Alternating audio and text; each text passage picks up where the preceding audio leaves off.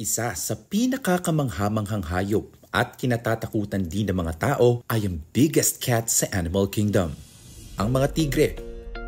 Ang popularity ng mga hayop na ito ay naka-engraved na sa kultura at sa mga sari-saring paniniwala ng mga bansang pinamumuhayan nito. A symbol of strength and bravery to some places. Halika at pag-usapan natin ang mga malalaking pusang ito.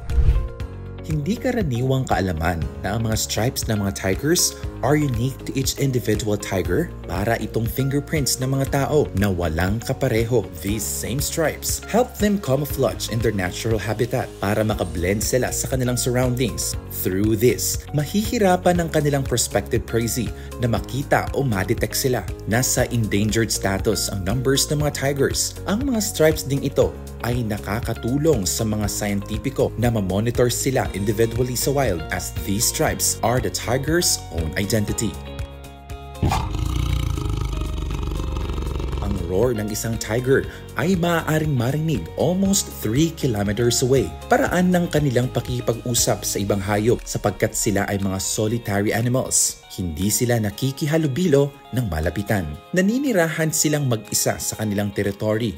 Kaya ang mabangis na sigaw ay maaaring magpahiwatig ng pag-aari ng teritoryo o babala sa kapwa tigre. Aside pa sa iba't ibang paraan ng vocalization to mark their territory, ang ihi o urine, tae o feces, at scented scratches o kalmot sa mga puno ay nag-i-establish ng ownership sa lugar. Sa gabi lang nag-hunt ang mga tigers ng tahimik at mag-isa. A good swimmer, may full speed na up to 65 kilometers per hour at hindi mapili sa mga prey basta source ng karne ay ang mga katangian nitong nagpapatunay na isa sila sa mga apex predator ng animal kingdom. Matagal na rin na naninirahan sa mundo ang mga tigers. The oldest fossil found in China dates back to 2 million years ago. Through time, nakapamumuhay sila sa pamamagitan ng pagkain sa humigit kumulang 85 different small and large animal preys.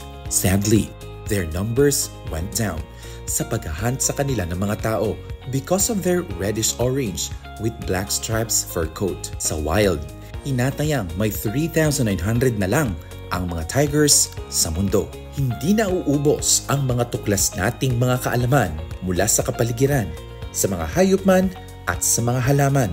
Maging mahusay lang tayo ng mga mananaliksik ng mga kaalamang hinggil sa environment at ang mga nakatira dito.